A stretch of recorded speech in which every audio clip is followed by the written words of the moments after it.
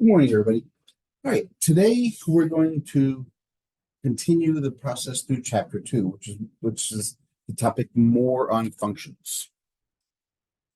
Today's topic, we're going to talk about the algebra of functions.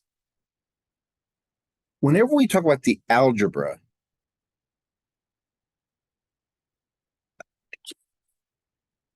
whenever we talk about the algebra of anything, what we're talking about there is the addition, the subtraction, the multiplication, and the division of functions. We also call these binary operators. Binary means two. In order for any of these to mean anything, you have to have a number in front of it and a number behind it. So that's what it calls binary operators. So yeah, we know we can add numbers together, we can subtract numbers, we can multiply, but we can do the same thing with functions. And here are the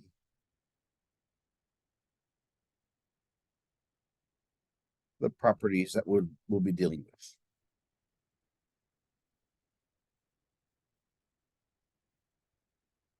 The sum rule.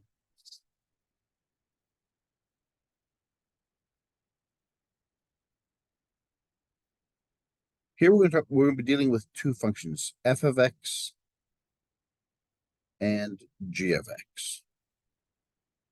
The sum rule says that if we add two functions together, we can do it two ways.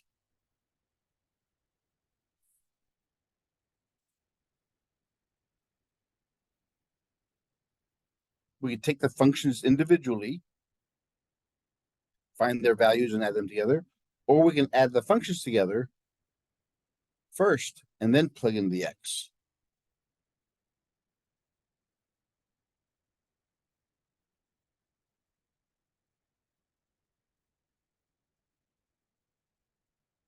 The difference rule.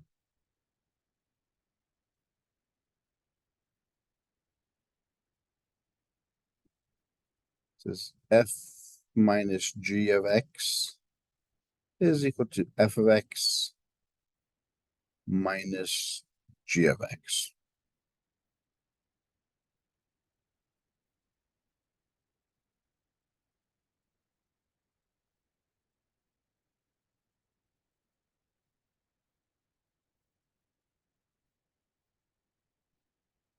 And we'll look at the product rule.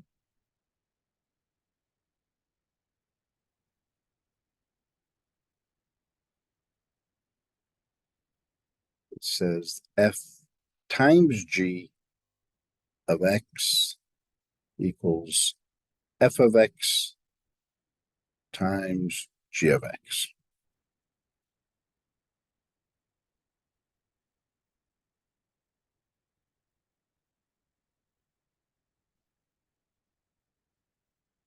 And I'll show you examples of these in a second. And the fourth one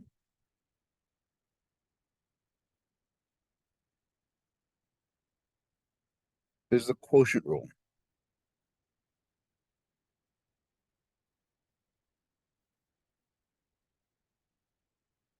Quotient rule says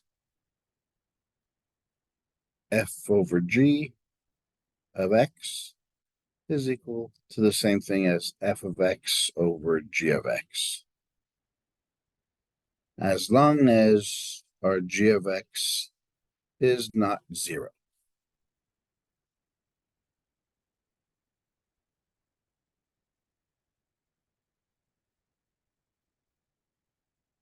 We also talked about, so we'll look at examples of these. We also talked about domains of functions.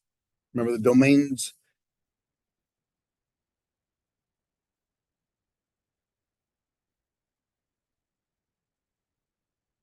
Of the algebra.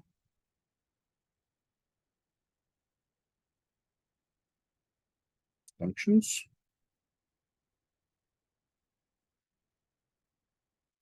So we'll look at the domain of a function. We'll look at what x values are possible. But now if we have two separate functions, which one do we use? In short, for the sum rule, the difference rule, and the product rule,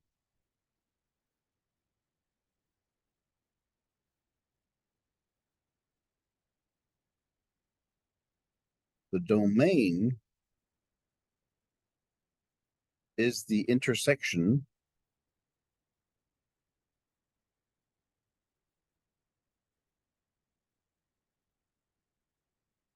of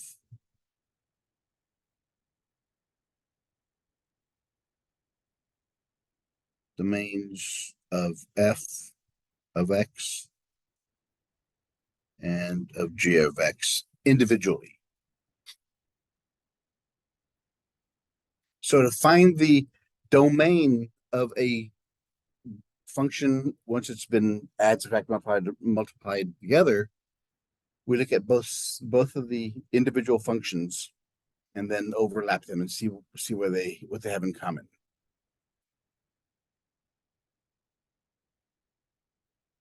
The only difference is with the quotient rule. With the quotient rule, remember, we can't. It's the same thing. It's the overlapping of the two functions, but you also have to omit wherever the bottom is equal to 0. So for the quotient rule,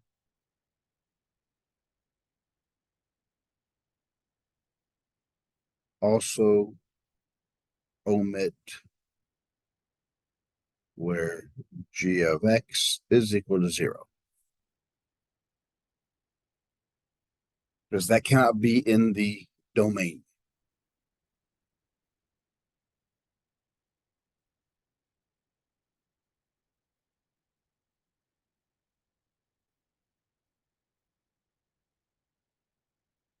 All right. So looking at all these, you could either combine the functions first and then take it with respect to x, or you could take them individually and then add the answers. I'll show you what that means.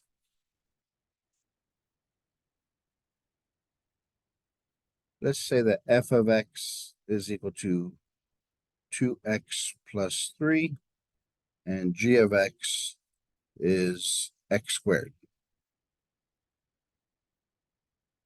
No, not make it squared. Let's make it x minus 5. So we'll combine them and everything.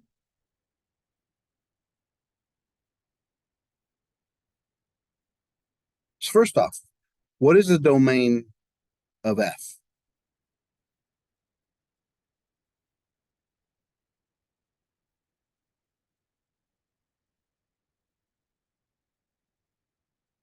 What kind of equation is it? It's linear, so there's no way x can be undefined. So it's negative infinity to positive infinity. It's a linear equation. Linear equations, by definition, have the entire domain. Same thing with g of x. The domain of g of x is from negative infinity to positive infinity.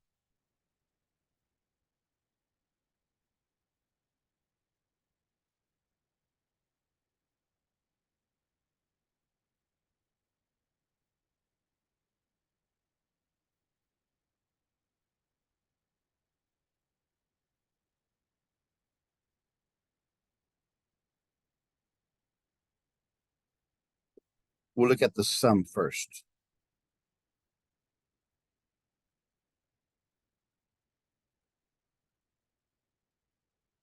The way this works is, okay, the first part here, we take each of these functions,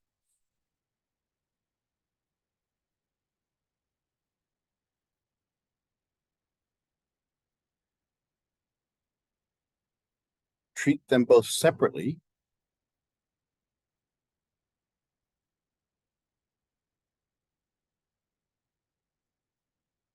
Or, well, let's say that x equals 2. It makes it easier if I do it with this.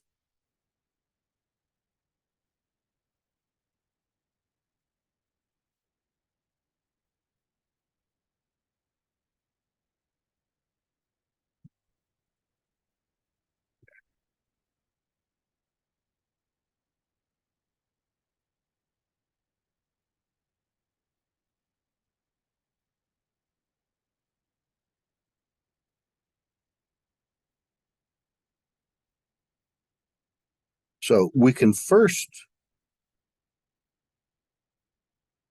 do both of these individually. Just the last one. Yeah.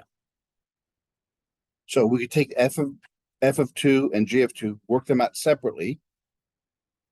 So 2 times 2 is 4 plus 3. 2 minus 5 is -3. 7 plus -3, so it's 7 minus 3 is 4.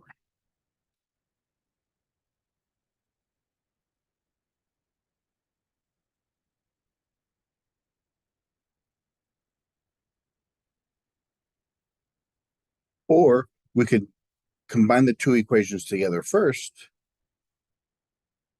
2x plus x is 3x.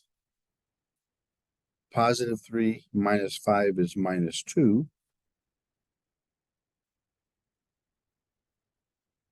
So now anywhere we see an x, we put a 2.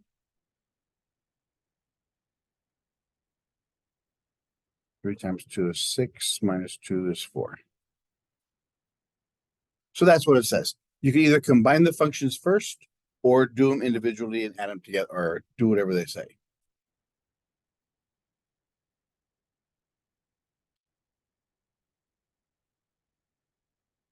Let's look at the quotient rule. Actually, no, let's do the difference. Let's do all 4 of them. The difference.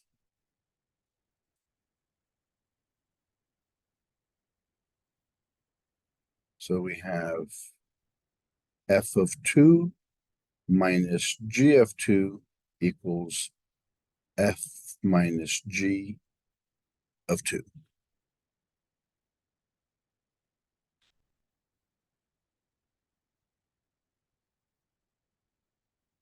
And here are the functions. F is 2x plus 3, g is x minus 5.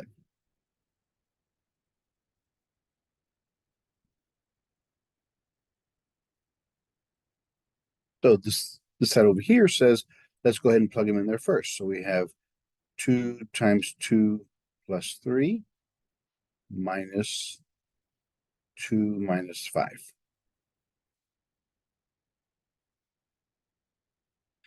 That's f of x, that's g of x.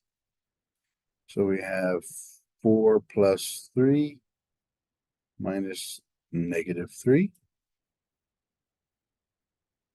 7 minus -3, that becomes a plus, makes it 10. So take both of them separately, add them together. Or we can combine them like we just did. We have 2x plus 3 minus x minus 5 when x is 2.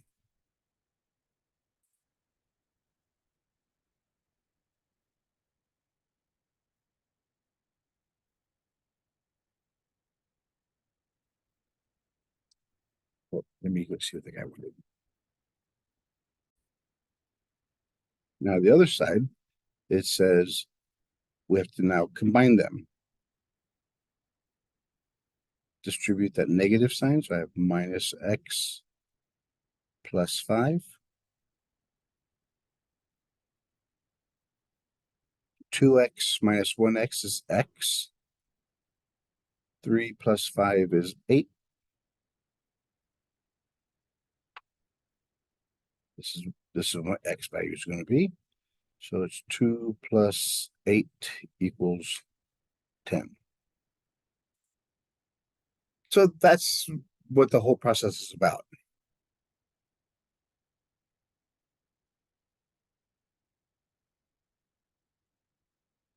It just when it's addition subtraction, it's actually it's easier if you do them separately and then add the answers or subtract the answers together because you have to remember whenever you subtract, when you have the minus between the two functions, here's f of x, here's g of x, you have to put whatever's after the minus, put it in parentheses.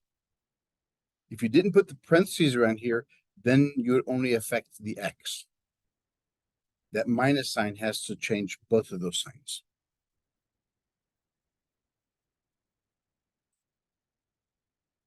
Let's look at the product.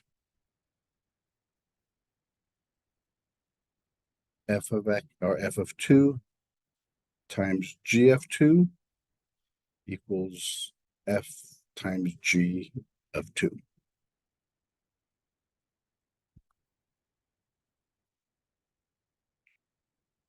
Two times 2 plus 3 times 2 minus 5. 2x plus 3 times x minus 5 at 2.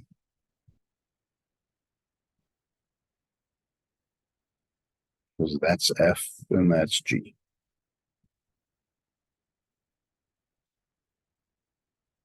4 plus 3 times negative 3. 7 times negative 3 is positive, negative is negative. 7 times 3 is 21.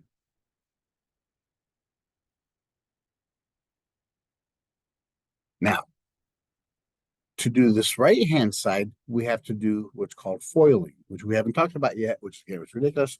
But what we have to do is multiply every term from this one to every term here. So this one to both of those, this one to both of those.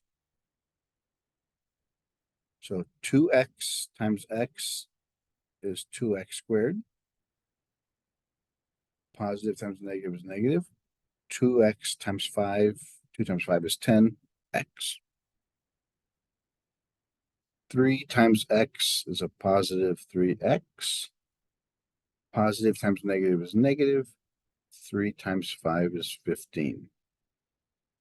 And don't feel bad if you don't follow that so far. We'll spend chapter 3 going over those. Combine like terms. These are the same. So we have 2x squared. Negative 10 plus 3. 10 is bigger, so it's negative. 10 minus 3 is 7.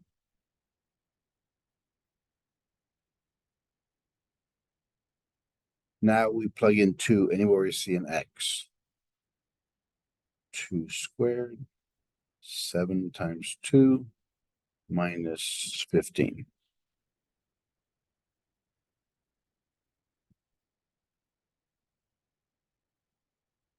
Do order operations, so we have to do the square first. So 2 squared is 4.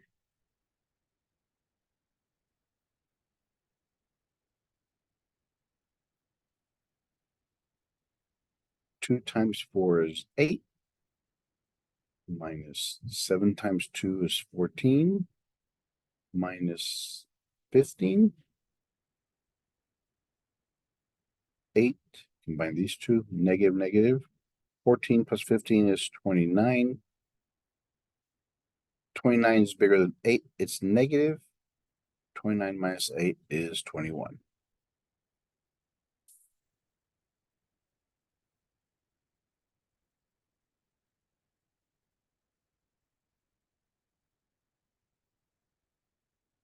So you see, it's easier that time just to do them individually and combine them. Now, the last one is the quotient one.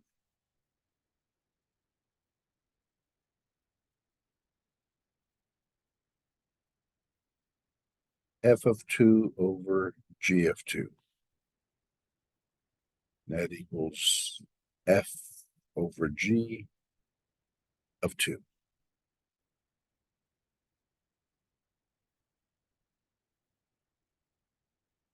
The domain of the quotient rule. Remember, since f of x, f and g both are negative infinity, positive infinity, but since g of x equals x minus 5, it cannot equal 0. So we find out it cannot equal 0. So we find out where it equals 0.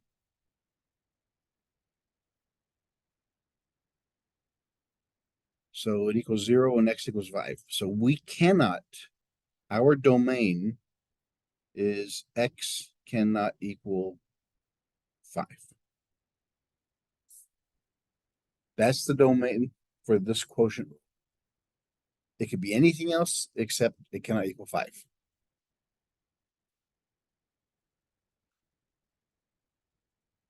So we have 2 times 2 plus 3 over 2 minus 5 equals 2x plus 3 x minus 5 at 2.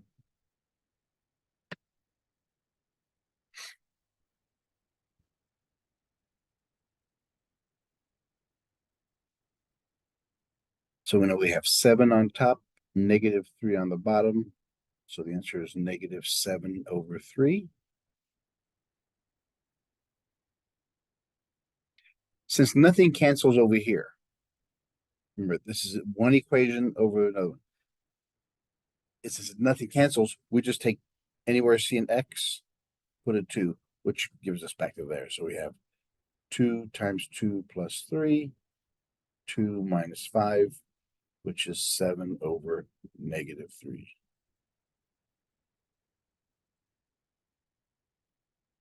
So that's how the algebra of functions works. It's either add them together first and then take the function at the value, or take the value and then add the answers. Let's look at example 1.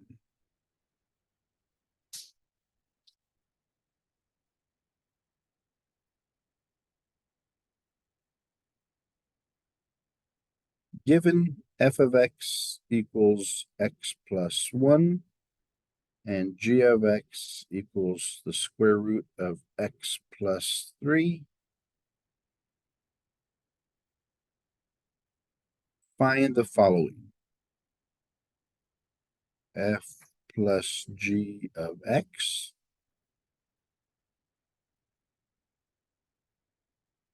f plus g of 6, and then f plus g of negative 4.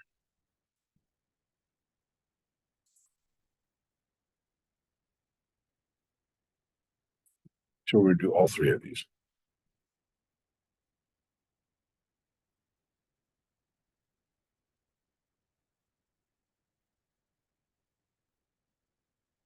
So what this one says is add the 2 functions together. We have x plus 1 plus the square root of x plus 3.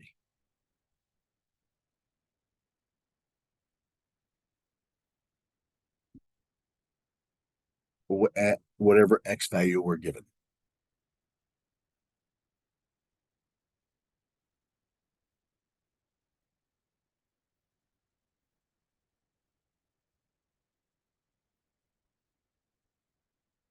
All right, so since this is f plus g at now it's the same function.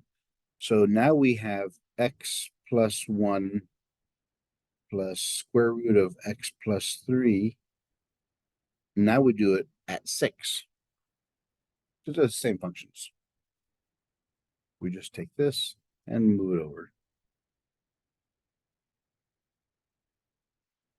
What this says is anywhere we see an x, we put a 6. So we have a 6 plus 1, 6 plus 3. Anywhere we see an x, we put a 6.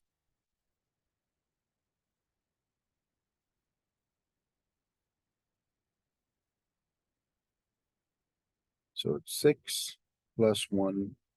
We have to do inside the special operations. 6 plus 3 is 9. Square root of 9 is 3. 6 plus 1 is 7. Plus 3 is 10.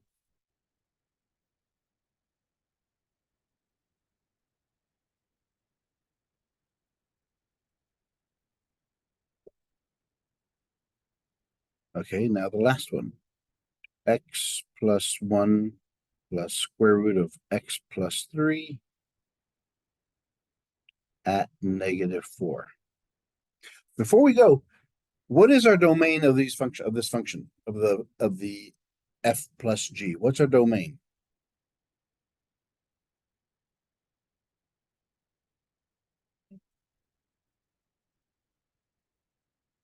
Okay, so for this one's linear, it can be anything, right? So this one is a question. What's the smallest you can have inside a square root? 0. So if we take inside there and set it equal to 0, the smallest x can be is -3. So our domain is from -3 to infinity.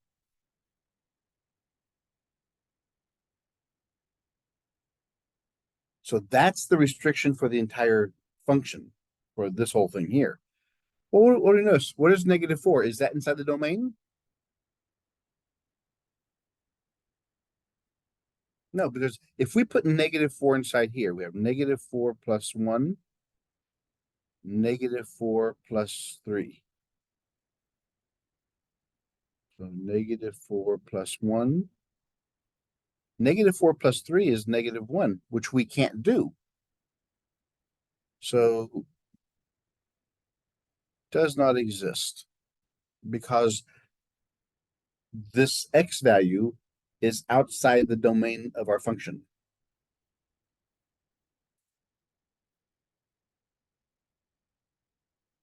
Because -4 is outside of our domain.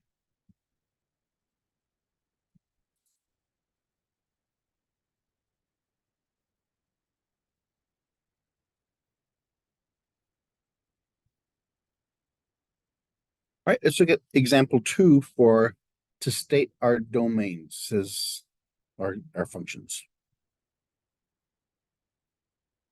Example 2. F of x is equal to x squared minus 4, and g of x equals x plus 2. So what are our domains?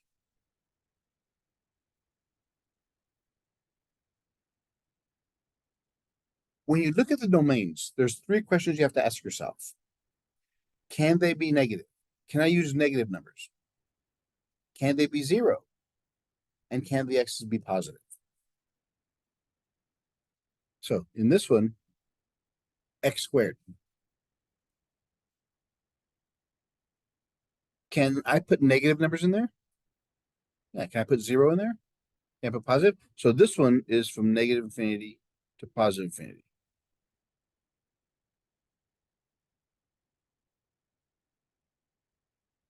And this one's a linear equation. So its domain is negative infinity to positive infinity. I could put negatives in there. I could put 0. I could put positives. So the domain of all of our equations, not all, is negative infinity to positive infinity. So A says, find the domain of f plus g of x.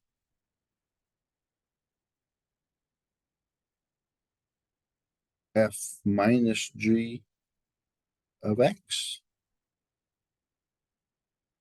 F times g of x. And f over g of x.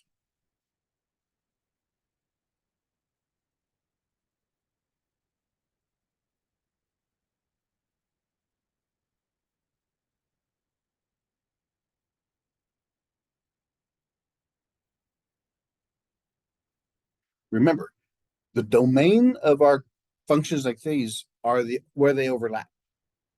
This one is negative infinity, positive infinity. This one's negative infinity, positive infinity. So this one is what?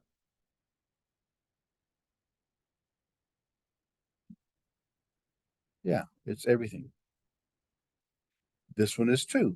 The subtraction is, and so is the multiplication. The only drawback is with the quotient rule. Why? Cannot be 0 on the bottom. Where is it going to be 0 on the bottom? Yeah, so our domain is x cannot equal -2.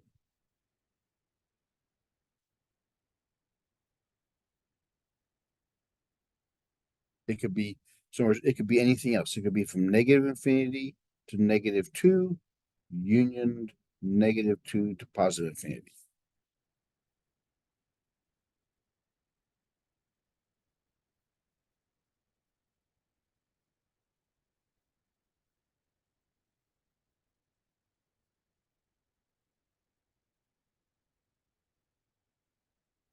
So the domain is where the two individual ones overlap.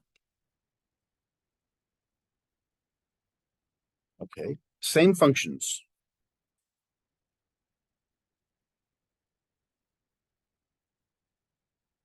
All 3 of these are the same functions, same domains. The only one different is the last one. All right. Okay, we have the same functions. F of x is x squared minus 4. G of x is x plus 2. Now, let's find the different combinations. So what's that one going to be?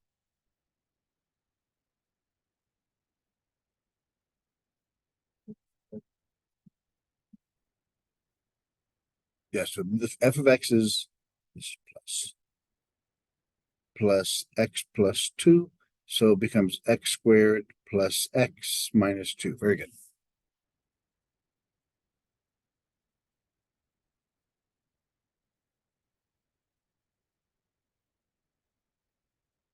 F minus g of x.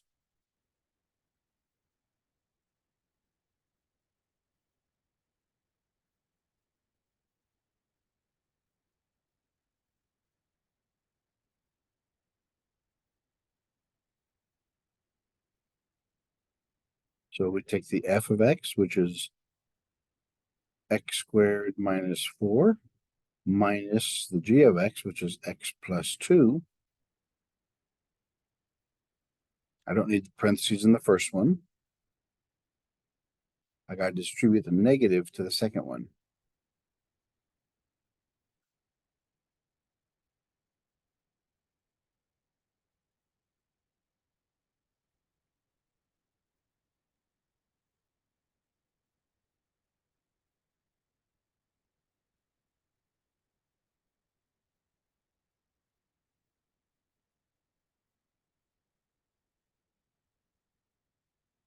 D is f times g of x, which is x squared minus 4 times x minus 2. So remember from high school the FOIL technique? So that's what this is. Because we have binomial and binomial. So first one to both of those. So x squared times x makes it x cubed. Positive times negative is negative. X squared times 2 is 2x squared. Now we're next one. Negative times positive is negative. 4 times x is 4x. Negative times negative is positive. 4 times 2 is 8. We can't combine anything. There's your answer. Get Is it plus or is it minus for the G? for this one? Well, are we using a different? is G. Oh, good point. They're all. So that'd be positive 2x squared minus 4 minus 8. Yeah. Thank you for pointing that out. Yes, I had the wrong sign there. So it's positive times positive is positive. Negative times positive is negative. Negative times positive is negative. Good catch. Now we have f divided by g of x. We have x squared minus 4 over x plus 2.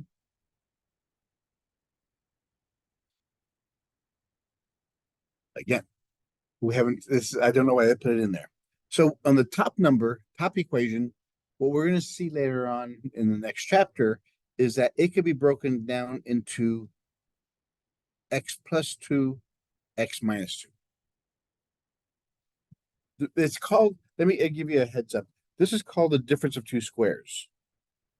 X squared minus 4 can be written as x squared minus 2 squared. The rule says this: if I have the difference of two squared numbers, then I could split them up. AB, so A plus B and A minus B. That's the rule. But it has to be minus there, and they both have to be perfect squares. Over x plus 2. X plus 2's cancel, so you have an x minus 2. That's the answer.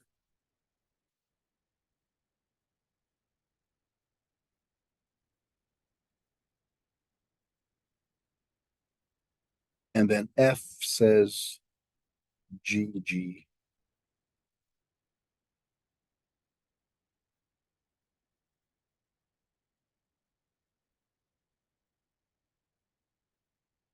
What this one says is we have x plus 2 times x plus 2.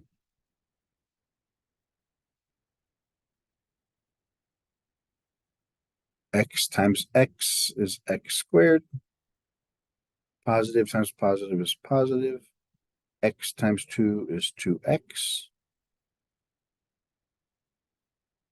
Positive times positive is positive. 2 times x is 2x. Positive times positive is positive. 2 times 2 is 4. So we have x squared, combined like terms, plus 4x plus 4.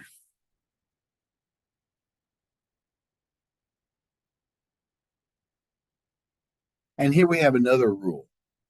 Whenever you have the same binomials multiplied, if I have a plus b squared, which is what this is x plus 2 times x plus 2 is actually x plus 2 squared. Whenever you have that, whenever you have the same numbers multiplied together, it's always going to be the first term squared 2 times both ends plus the last term squared.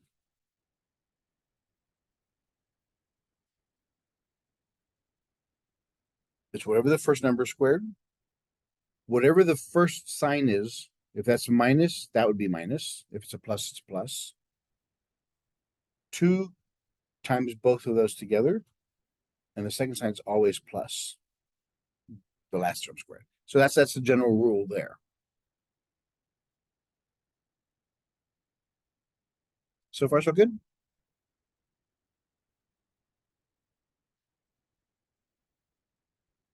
Here's a special case about slopes.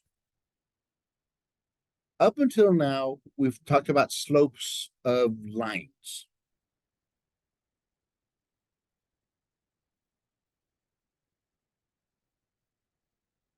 Where you have 2 points. The first one is x1, y1, and the next one is made up of x2, y2. x1, y1, x2, y2. The slope of that line, we know the formula is y2 minus y1 over x2 minus x1.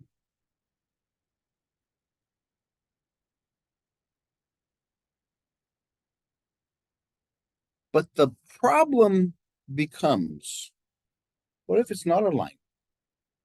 What if it's a curve?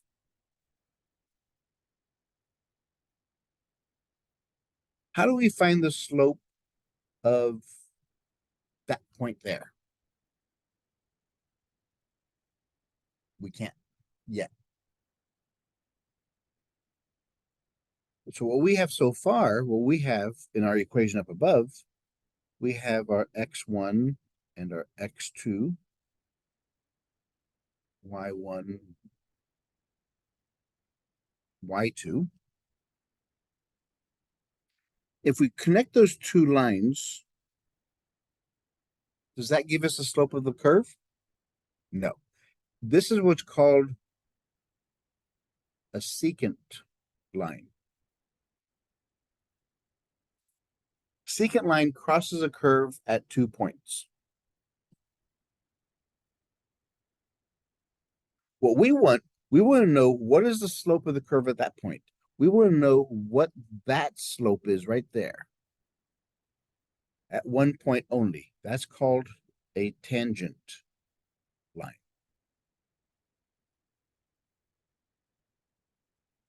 A secant line crosses a curve at 2 points. The tangent line touches a curve at 1 point. That's the difference.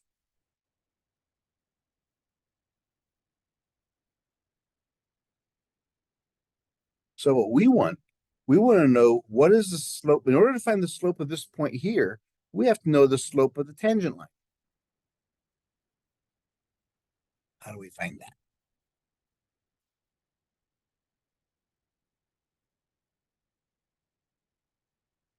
To find the slope of the line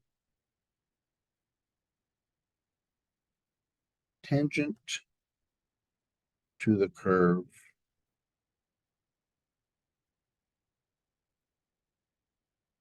f of x at a point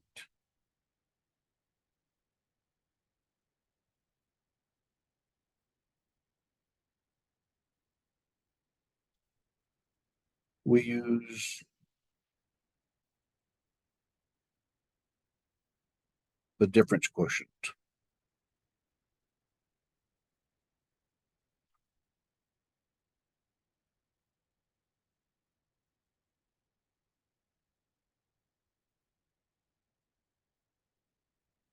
So you see the problem is we have two different x values to find the first one. We have to write our slope. So we're going to find the slope. We're going to use practically the same thing. y2 minus y1, x2 minus x1.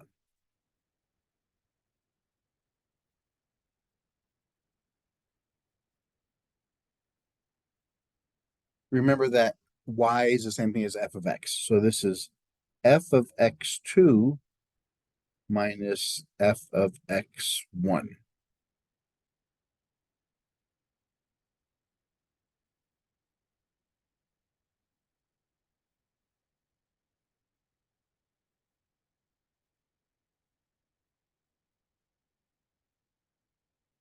So what we have to do is this. We have to move this second point.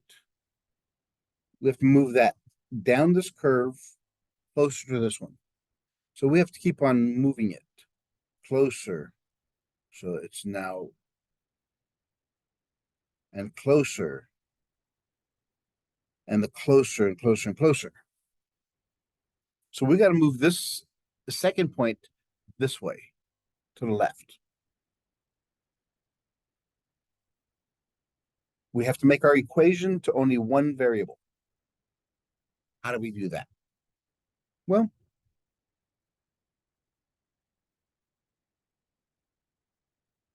we have to find a connection between x1 and x2.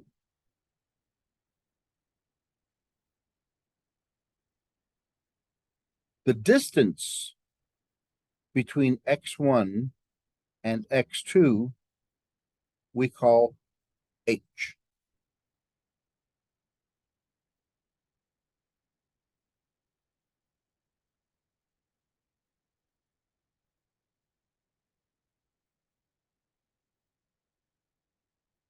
Because h is any value. So in other words, if x1, let's say it equaled 3,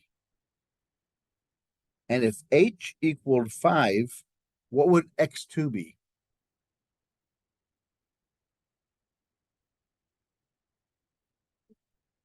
Yeah, it would be 8. Because we started off at 3 and we added 5 to get to 8. So far, so good. Now, what that means is x2 is made up of x1 plus whatever h is.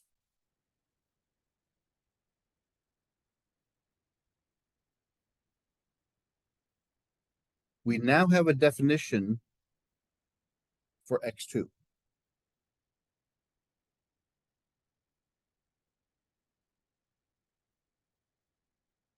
So we know that x2 is equal to x1 plus h. So in our equation, anywhere we see an x2, we put x1 plus h.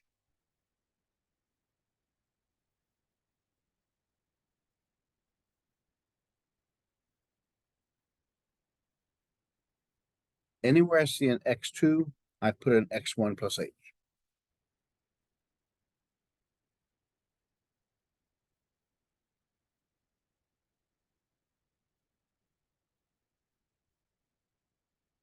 On the bottom, the x1s cancel. So all we have is x1 plus h minus f of x1 over h.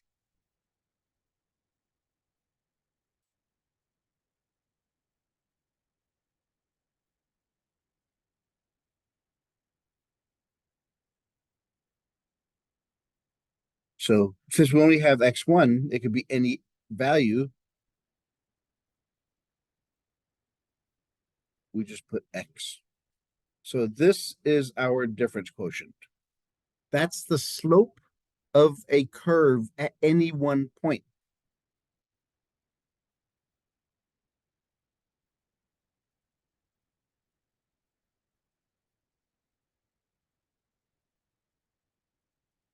So the question now is, how do we use, this is the difference quotient.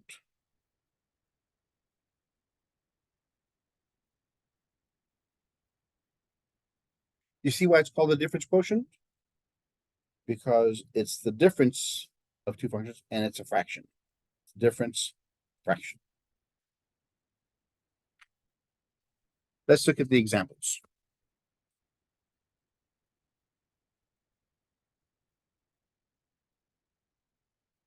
It's a difference quotient.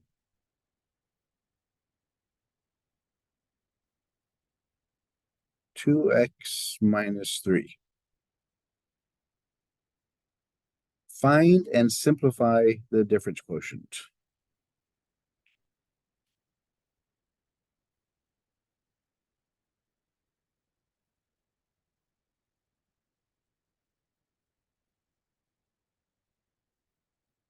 To use this equation, here are my steps.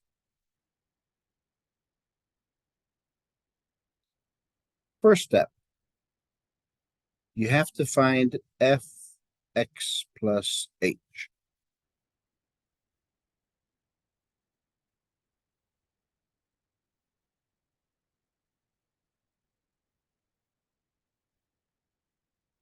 So what's that going to be in our example?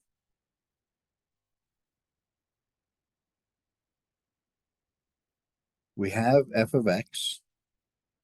That's 2x minus 3. So f of x plus h is going to be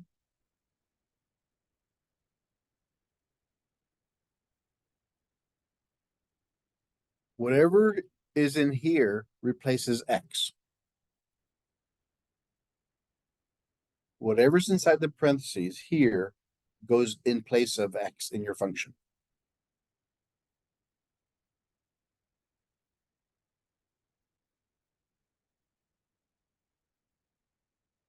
Plug f of x and f of x plus h into the difference quotient.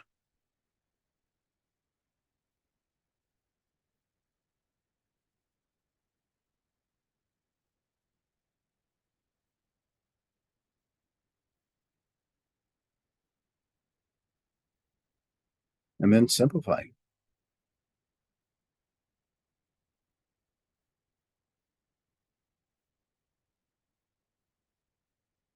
So the difference quotient is f of x plus h minus f of x over h.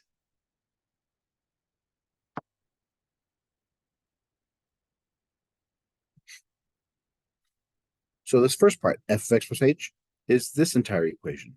2x plus h minus 3 minus, that's that minus.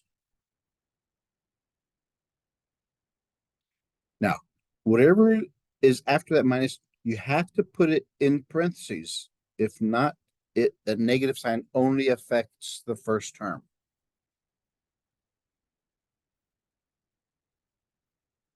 So this is f of x plus h. This is f of x. They're subtracted.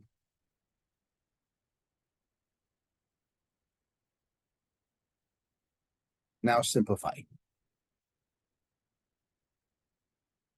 Distribute, get rid of the parentheses. So we have 2x plus 2h minus 3. Distribute that negative sign to both of those. So we have minus 2x plus 3. Because negative times negative is a positive.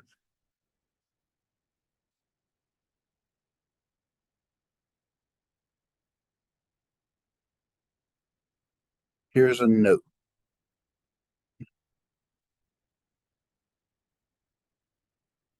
Everything after the minus sign should cancel. So we're talking about this minus sign here. Everything after this minus sign, when we distribute it, should cancel. So the 2x and the negative 2x cancel. The negative 3 and the positive 3 cancel. So we have 2h over h. H's cancel. So my slope is 2.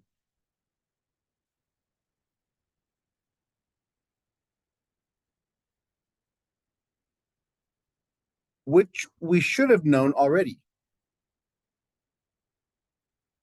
Look at our original equation. What form is that in?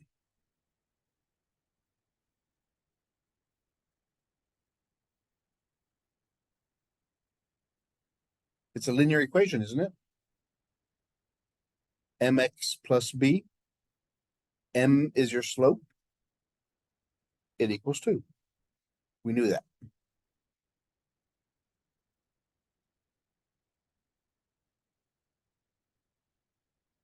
All right, let's look at example 4.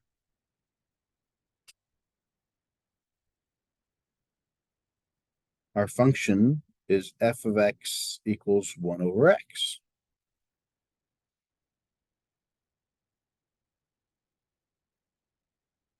Use the difference quotient. Find the difference quotient. So what's the first thing we have to find?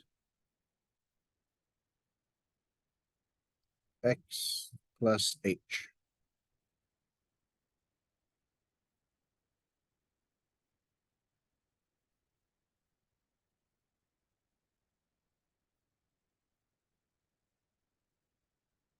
So now we got to plug it into the difference quotient, which is f of x plus h minus f of x over h. Remember, this is the slope.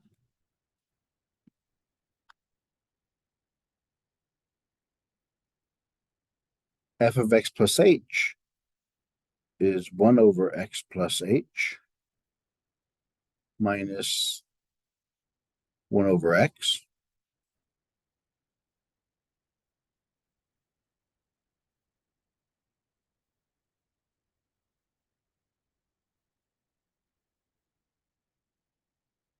So how do we combine these two? What's the rule for subtracting fractions? You have to make the common denominator, right? So this one has an x, this one has an x plus h. So it just needs an x over x. This one has an x plus h. This one needs an x plus h.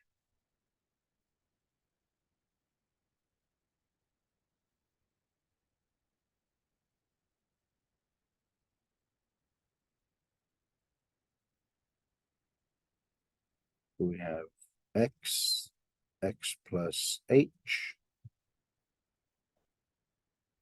and then we have x plus h over x, x plus h over h.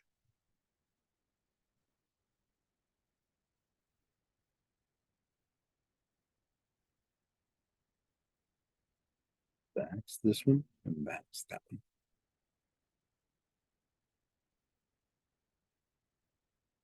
On the top, we have a common denominator, so it's x times x plus h. So we only worry about the top.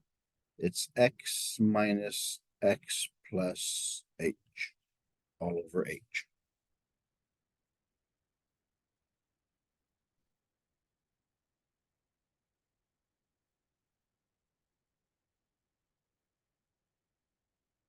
So top we have an x, x plus h.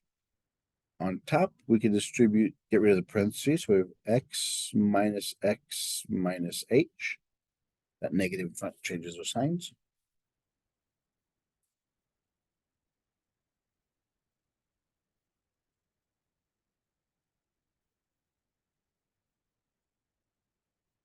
The x's cancel, so we have negative h.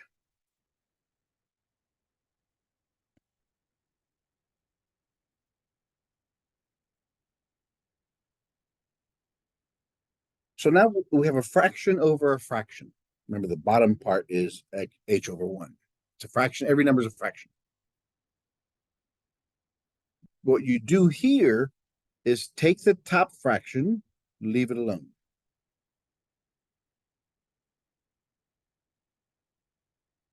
And multiply by the flip of the bottom.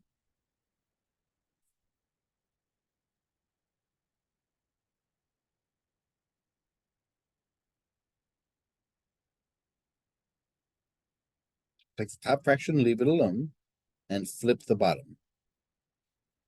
The h's cancel. So we have negative 1 over x times x plus h.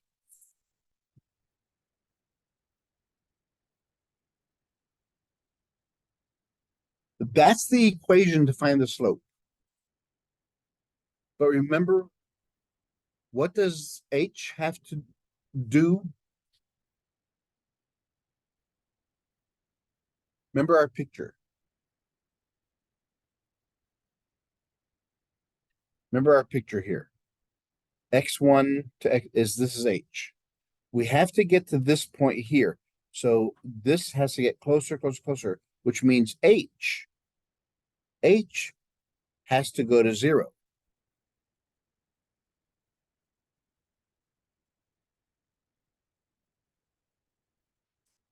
So to find this, if we set h equal to 0, then we have the equation of the slope at any point on the curve.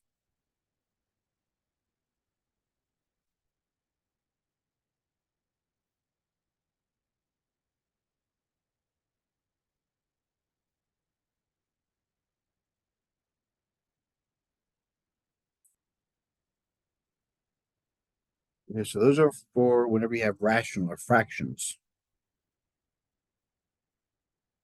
Now, example 5. Our function is 2x squared minus x minus 3. Use the difference quotient. Find the slope of the curve.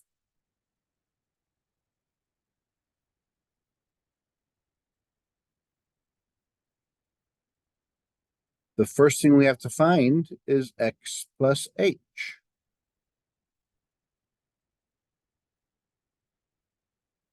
Anywhere I see an x, I put x plus h in its place.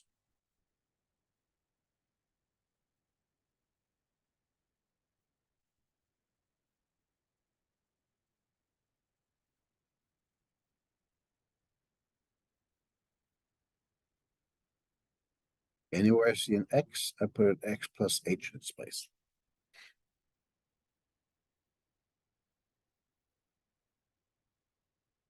And the difference quotient is f of x plus h minus f of x over h.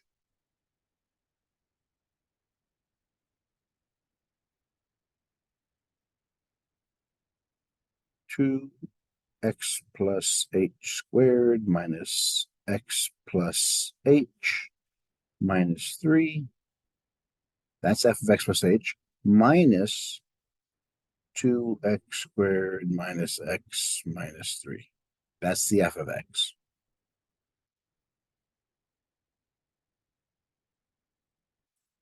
So this whole piece went here.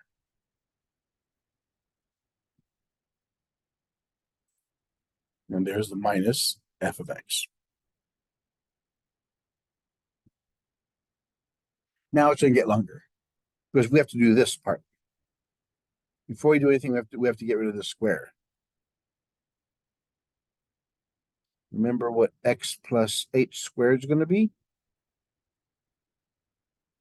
It's going to be x plus h times x plus h.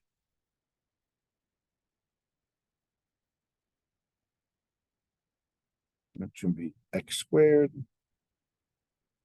plus xh plus xh plus h squared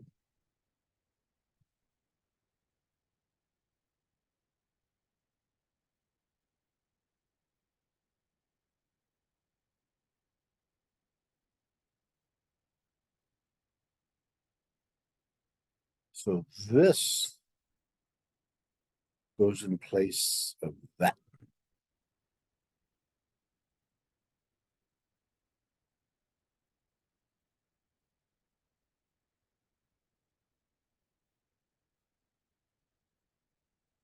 Yeah, make sure I have enough room. I'll come down here. So we have 2x squared plus 2xh plus h squared minus x plus h minus 3,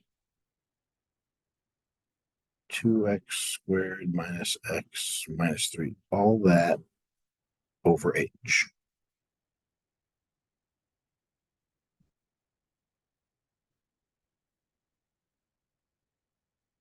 That's what I did. I went this one, and that's what I get.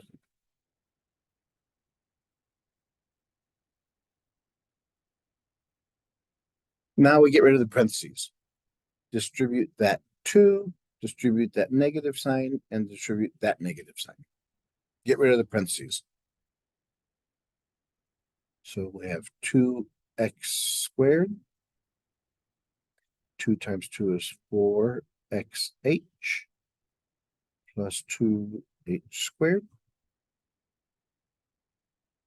minus x minus h minus 3 minus 2x squared. Negative and negative makes it a plus x plus 3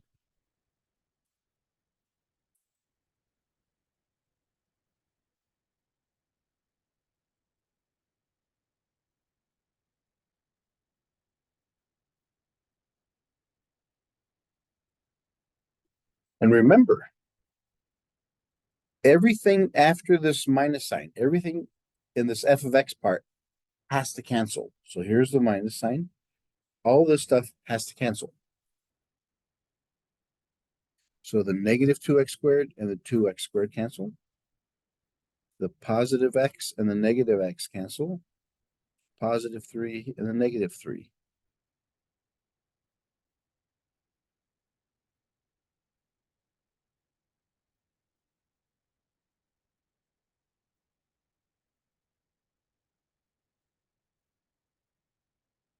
So what I have left is 4xh plus 2h squared minus h over h.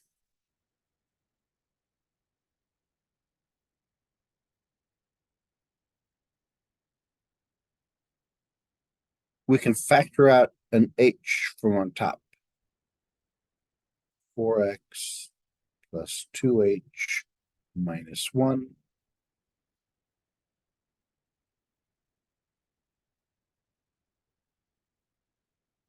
Remember, everything is multiplied by 1. So when I take that h out, there's still a 1 there. The h's cancel. So my slope is 4x plus 2h minus 1.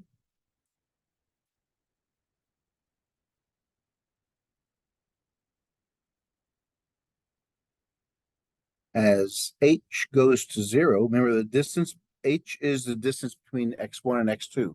As they get closer, closer, closer, our slope becomes 4x minus 1.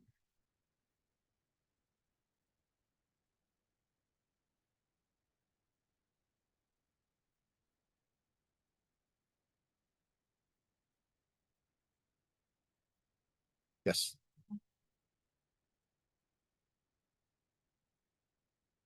Not of a curve.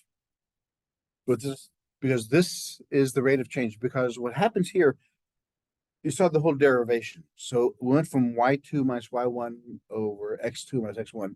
We converted them into functions, f of x2. So the whole process is still the same as the slope equation, except we still use the whole equate the functions, but instead of having two x1 and x2, we made them x2 is x1 plus h. So they're both referring to the same value, x1.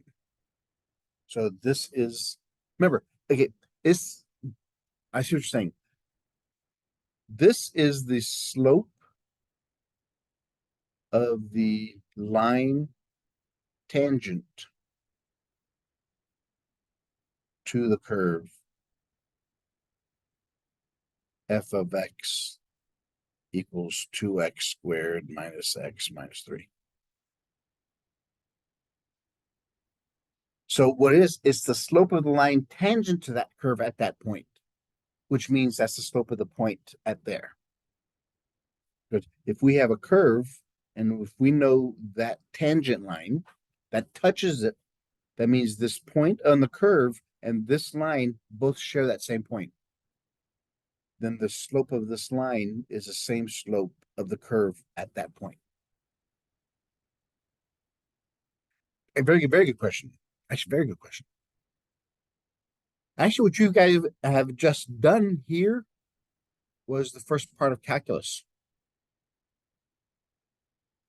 These are what we call derivatives, finding the slope of a curve at any point. This is what we do.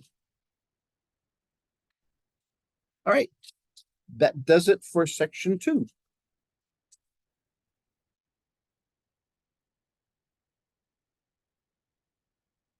Now we're going to do section 4. Section 3 will be done at the beginning.